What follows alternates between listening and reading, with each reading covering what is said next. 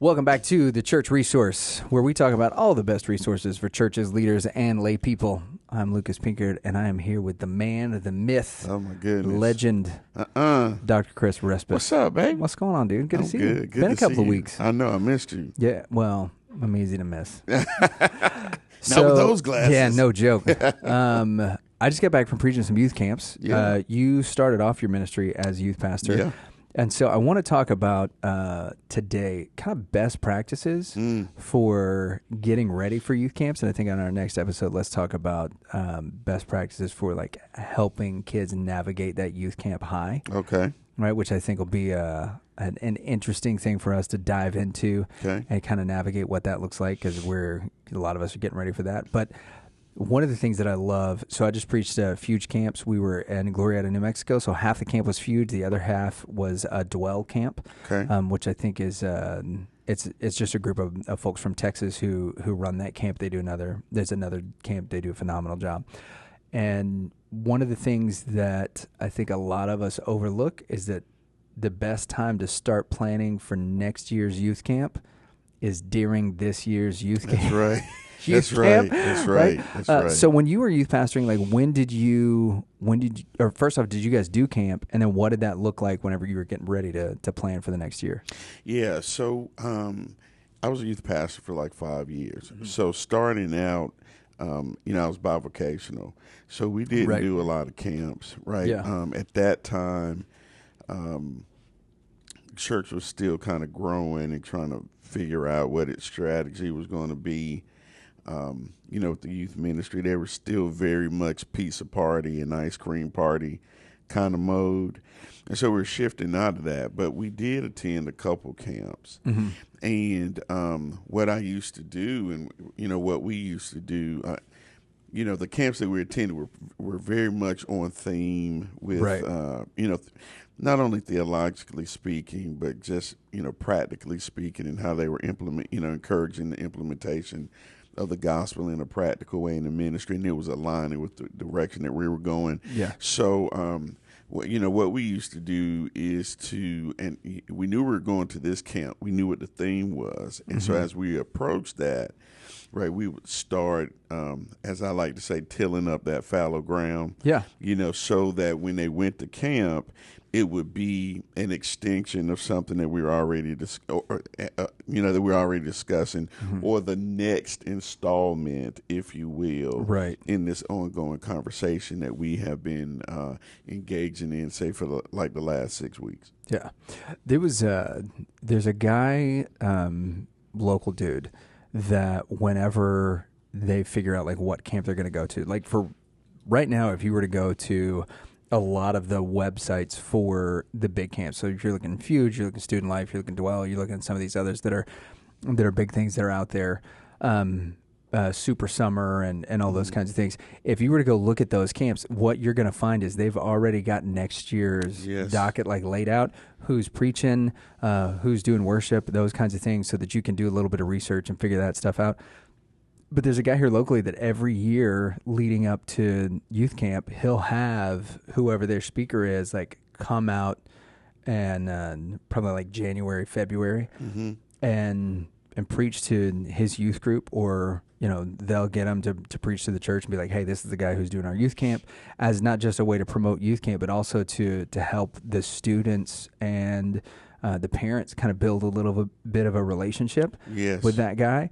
And start working from that, and he'll have the worship band come out and do the same thing so that they have a bigger impact on camp. Well, you can't do that kind of thing, though, if you're not planning ahead and figuring out what that is. And I think that there's a large portion of pastors, we don't think about youth camp until it's time to get to youth camp. That's right. We're expecting that our youth guys and our children's guys, like whoever is over that department, that they're thinking about those things.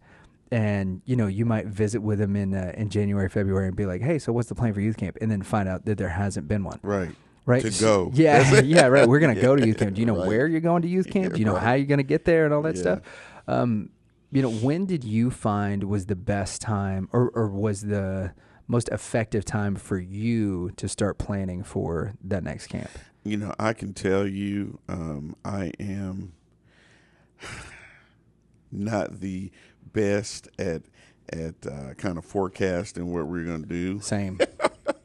Yeah. So for me, I cannot give testimony on how best to plan, how far in advance to do that. Right. I was very much of the, hey, we got this other stuff going on. Let me get through this, and we'll see.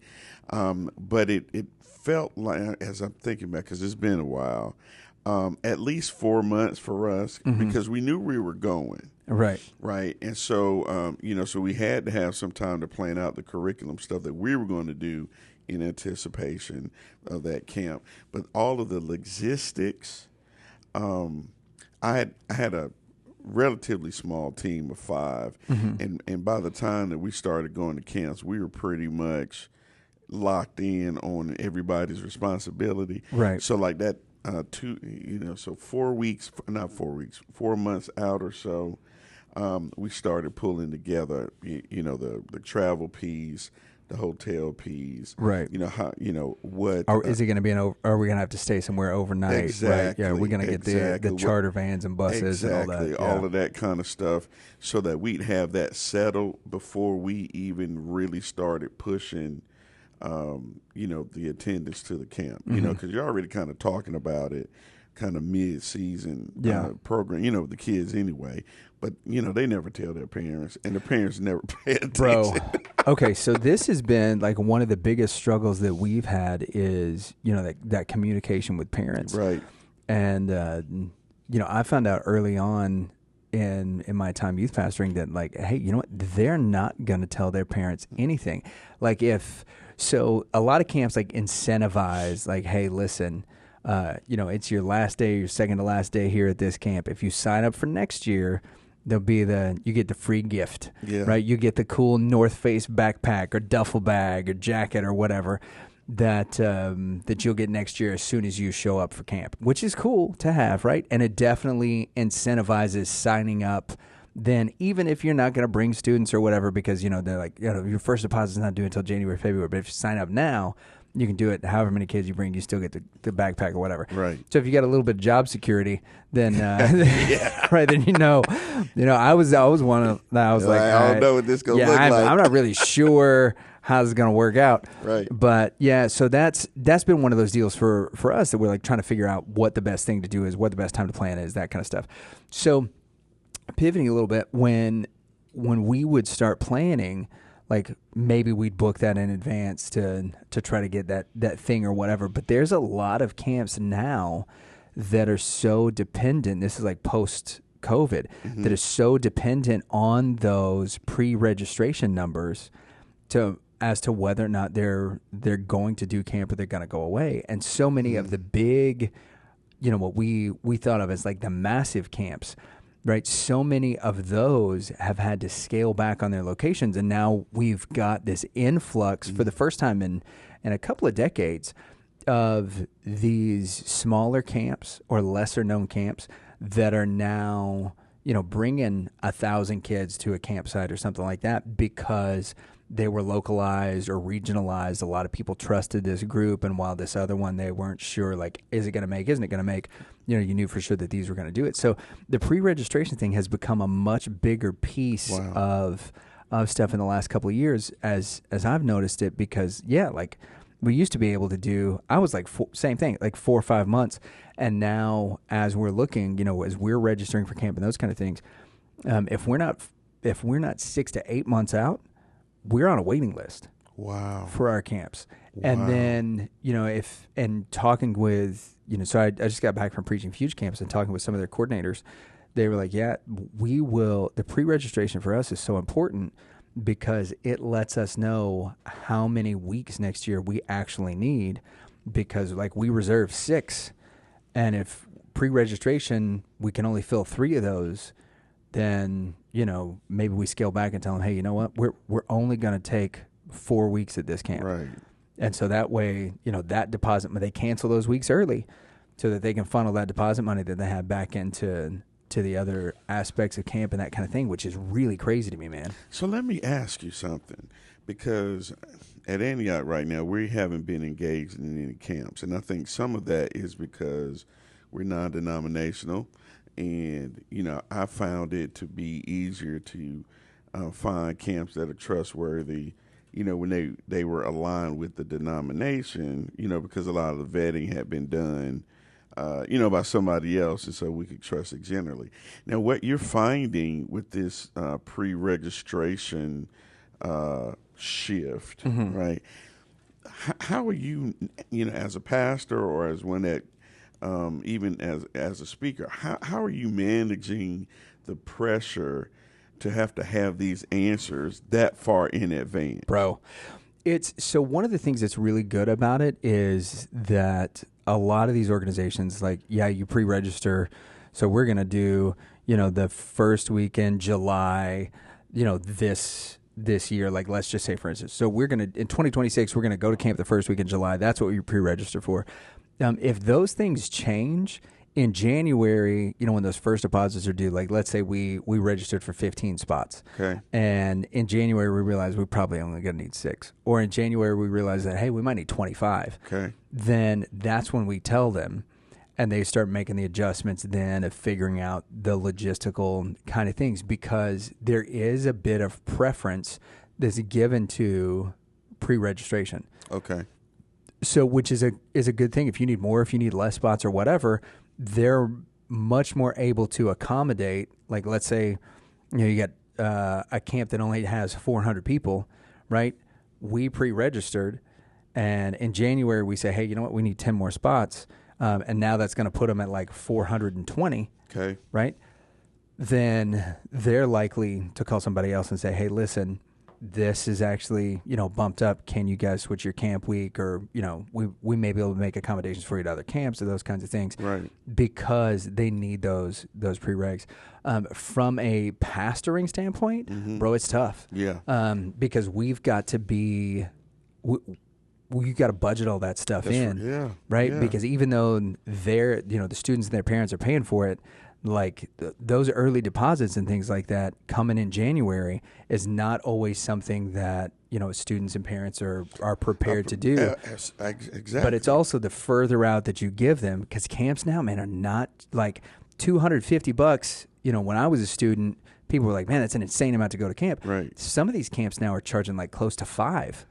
What? Bro, and my goodness. It's not a, like, it's what they have to charge, which is the crazy thing. They're not like price gouging. It's just but the next. But I was the oldest of 4. Okay. Yeah. Oh man. Right. Yeah. And there was a time where all of us were going to camp because it was junior high and up. So like my junior year, I was going to camp. My 2 younger brothers and my sister were going to camp.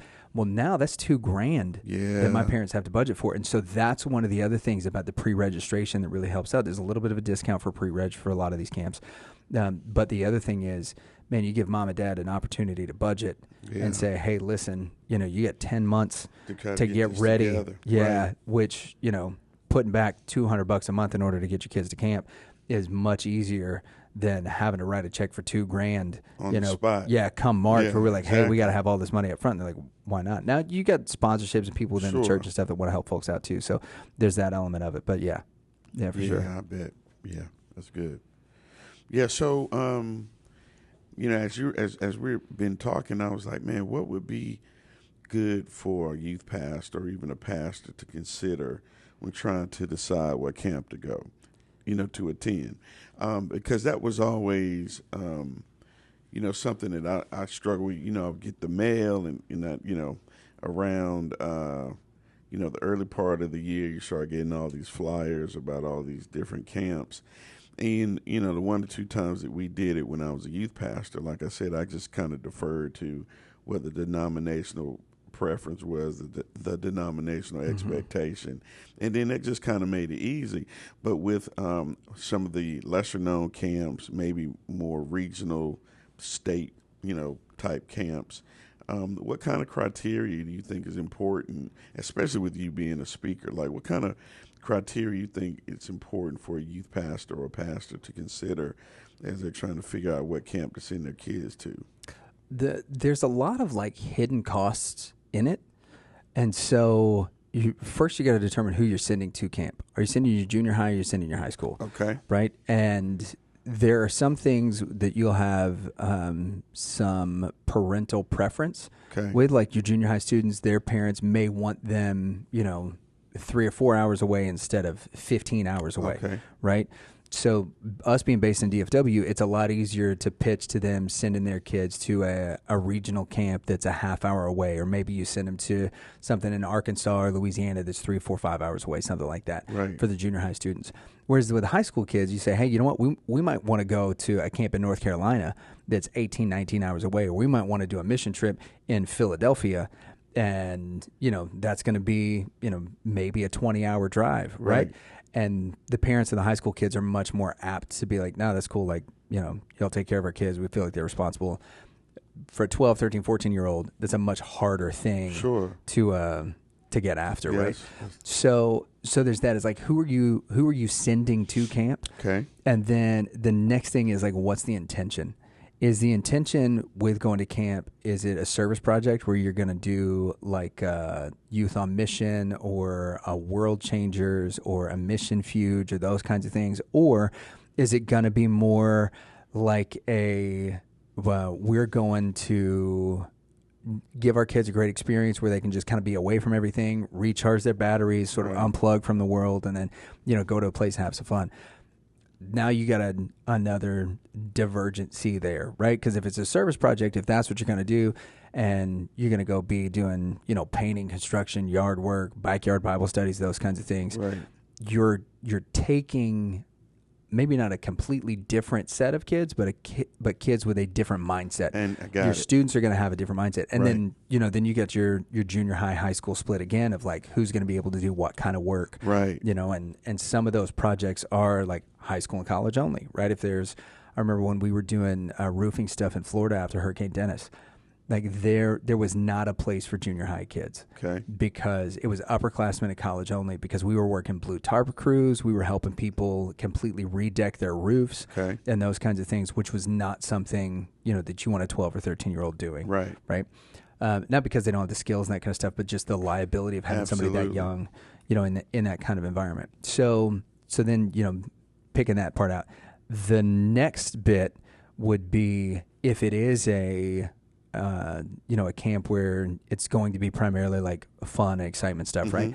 Then you've got to figure out, do you want it to be student-based on individual development of the student, or is it about your church group? Gotcha. And then, that makes the next decision. There's two primary ways that camps function within that. The first is individual based, where they bring in all of the students from all the different churches, and then they separate them into Bible study groups. And so your kid is going to get in with like maybe one other kid from their church, and then 15 to 20 other kids from other churches.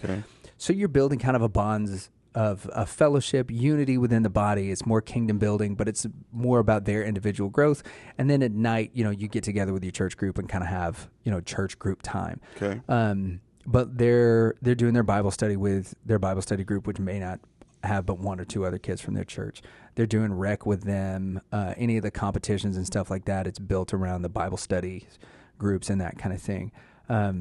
Whereas the other would be to go one that's focused on your church group, which is your church group is the Bible study. Right. And so typically you'd have a person from that camp staff that is your Bible study leader. And they may break depending on the size of your church, may break your church up into 2 or 3 different groups, right, if you get a bigger youth group. But for the most part, a youth group of 15 to 25, which is a good group of people to send to camp. That's big for a lot of churches, right? That would be big for our church. Then you'd get them, they'd sit down, and that's the Bible study group is the kids from that church. And so it causes a lot of bonding within the people from the church.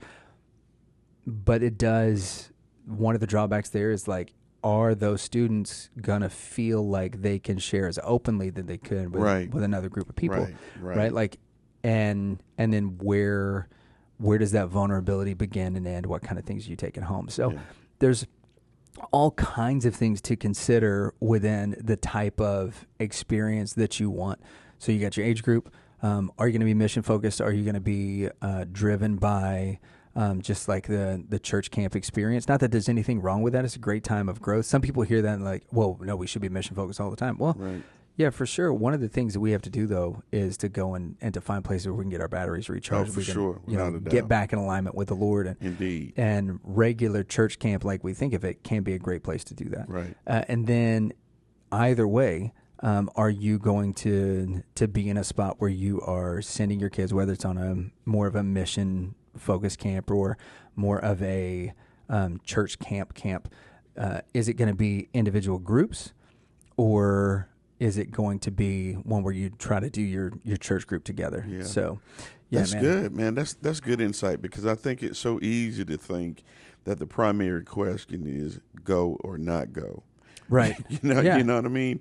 But there's so much more that's involved with that. I think something as as you were saying it, like, man, it's so obvious that the distance from your hometown or your home church would greatly impact one who would be willing to go, and then who should go. One of the things that I learned about being in youth ministry is I wouldn't take sixth graders anywhere. Right. Yeah. You know what I mean? Yeah, for sure. And there's a lot of camps that won't. Yeah. Yeah. I just couldn't do it. Right. But the way that you have kind of laid out a rubric for youth pastors and pastors to consider, lets you know that we don't just haphazardly just pick a camp because you like the colors on the flyer. Right. But there are things that you're using youth camp for to either expand, your group, or even kind of target, focus in on the individual student, which I think is enriching, whichever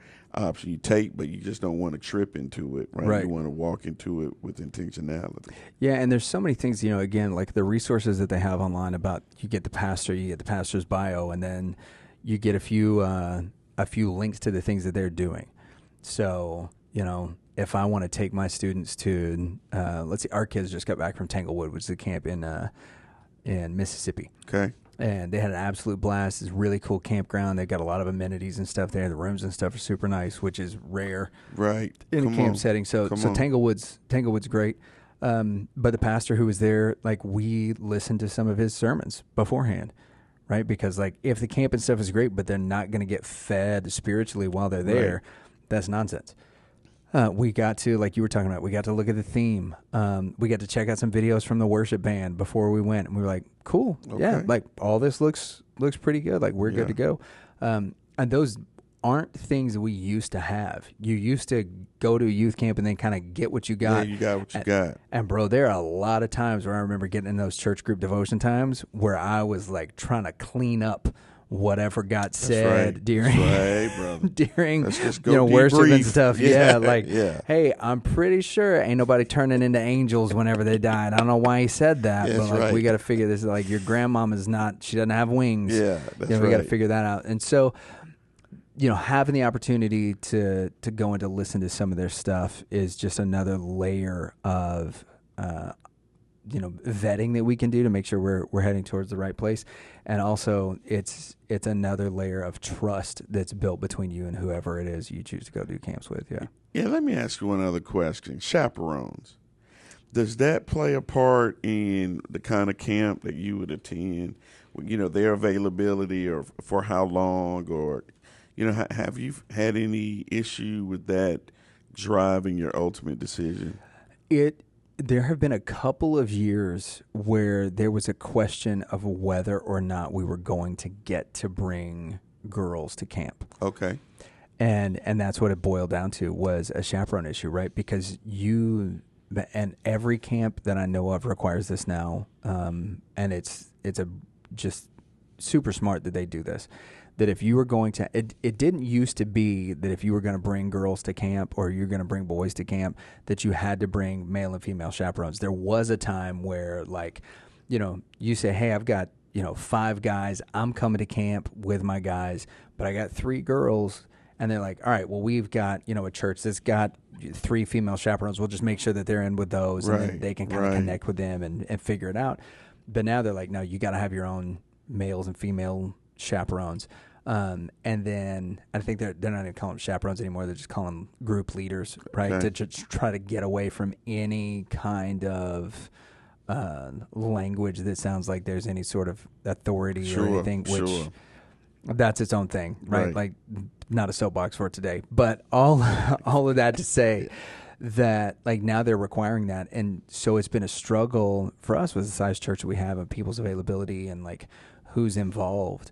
That there were a couple of times where, but particularly when I was a youth pastor, that I had a friend of mine that I was like, hey, listen, I'm not going to be able to take girls to camp because our congregation at the time was like 60, and like 12 of those were students. Okay. And it was a 50-50 split between guys and girls. Okay. I can take those 6 guys. But like for every 8 female, or, for every 8 campers, some camps require, like, for every 8 students that you take, that you've got to have 1 chaperone. Right. So we were able to get away with 1 and 1, but I did not have 1 female in the church that could go. So I called a friend of mine and I was like, hey, listen, I need you, we'll figure out how to get your way paid to camp, but I'm going to have 6 girls that aren't going to be able to go to camp if you can't come. Right. Or if I can't find somebody that can. And so, she invested in our students. She spent 3 months kind of building relationships with them. That's neat. And being here on Wednesday nights where she could, right? Skipping her own Bible study and stuff with her church so that she could be here, build some relationships with our students so that she could go to camp with us. So, there have been some struggles that are like that. Good. And, using those outside relationships and resources, tapping into the folks at your college ministries, whether it's Crew or the Baptist Student Ministry. Young Life is still happening on a lot of college campuses. Those types of things, like going to those campus pastors and saying, hey, listen, we know you guys got college students and stuff. We need a couple of chaperones, going to them in January, February, so that you got an opportunity to vet some of these folks before they before they get out there and do something stupid with your kids, and saying, hey, listen, like, we're not going to be able to get our guys or our girls to camp if we don't have this, because we would be remiss if we didn't acknowledge that there are a lot of moms who are passionate about youth ministry that have stepped into a role where they are the youth group leader. And you're at a church of 50, you got 6 youth there, and there's no youth leader, and so you've got a mom or an aunt or a grandma that's passionate about getting them there. There was a lady this past week at this camp I was doing. This is her 30th year. Wow. Taking kids to youth camp. Wow. Right? Yeah. Like, she's in her 60s. All of her kids are gone, and I was like, why you do this? And she was like, well, part of the reason is because, like, I'm it. I was the only one who was willing to go. There are times when, like, we've lost youth pastors and all this. I was the only consistent person there. And, there are situations where we've got those kind of, just really big-hearted church members that are willing to do that and stand in the gap for our students. So, yeah, there are chaperone challenges and stuff like that, depending on what the camp wants, but also, like, finding some and other things. And, the biggest thing we can do for any of it is just be praying about it, because God will change somebody's heart if he needs to. Indeed, yeah. We always had an issue because, our congregation was younger, which means everyone was going to work. And what we found out is that people were less willing, just to be blunt, people were less willing to take their vacation time, to go to camp, especially in, not knowing people's, circumstances, certainly on their job and how much vacation that they had available to them. So that was always a game changer for us when you had somebody who was willing to, if you will, sacrifice that time in order to help be a blessing to the youth. Yeah, and it's, I remember our stuff whenever I was in youth was planned out almost a year in advance, which really worked well for us because, when I was growing up, I can't imagine it's this way for very many people anymore, but so my dad worked for AT&T, or Southwestern Bell, which became AT&T, right? And they used to have a paper schedule that, they had the date book, and then it was passed out in order of seniority. Yeah, I remember that. Right? That's Right? And like they would go, like you would get the date book, and then you had it for for a day or two, and then like the next guy would get it, and it was passed down in order of seniority. And if somebody blocked off one of those weeks, Tough. you didn't get it. You're out of it. Right? Yeah. Right? That like or I think it was like 2 guys max, or maybe 3 guys max that could get a week off. Yeah. And so, we would really be anticipating those things to know, like, because that determined when we could take family vacation, That's whether or right. not mom and dad were coming to youth camp, like any of those things. It was whenever that calendar got to us, if we didn't know exactly what dates we needed, like kind of tough luck, That's right. man. That's right. So I don't think it's quite that strict anymore with the way that a lot of companies and organizations work. But the sooner we can get those dates to those folks, right. and put out that call for like, hey, listen, we need some chaperones, we need some people that can go as youth leaders, then the better off it is, and the easier it is for people to make those decisions. Right? Because if you're telling a person in their 20s, like, hey, no, I need you to do this, it's just 1 week in July, like, you'll be fine. In January, they're not thinking about it. If you ask them in May to give up that 1 week in July, right, like they're already in South Padre in their mind, right? That's right. Right? So right. Like, so there's some of can't that do to it. it. Yeah. That's it. Yeah, man. Well, dude, this is I think this is one of the important conversations that we have to have, because backdating, planning, all of those things are complicated whenever we're putting together the church calendar. Right. There's a lot of us that our fiscal years happen in the fall Yes. of the year, right? Because a lot of our planning and stuff goes with calendar years with school systems and all that stuff. So make sure that you are on this early. The more in advance you can pick the week, the location and those kinds of things, the easier it's going to be to pitch to parents, the easier it's going to be for parents to be able to pay for those Right. camps, and for you to get travel logistics, because if you wait until May to get your travel logistics for July, it's a lot harder to get that Sure charter is. bus or that 15-passenger van, Yes. or even that minivan if you need to rent something and you're not taking it on your own. So, the earlier you can get it done, the better it will be for all of your logistics stuff. Don't be afraid whenever you're picking a camp to consider all of the variables. Yes. Right? Like, it's not always about picking the place that's the favorite for your youth group, but that is the best fit for what your aim and vision and what you feel like your students need. And then finally, whenever you get there, man, just enjoy yourself. That's right. It's a lot of fun for the kids, for the students that are there. It's a lot of work. Yeah. But if you don't have the opportunity to take a breath and enjoy what all of your hard work has done, the places that it got you, and to see the blessings and stuff of God, then it takes all the fun out of it. So enjoy it while you got it. Indeed. All right, man. That's all I got. You got any final thoughts to add to this? Man, be human. Right. That's it. Well, thank you guys for checking out the Church Resource. If you have a topic or a book you would like us to cover, send us an email at thechurchresource@gmail.com. That's thechurchresource@gmail.com. Until next week, y'all have good, get, give, and we'll see you. Holla.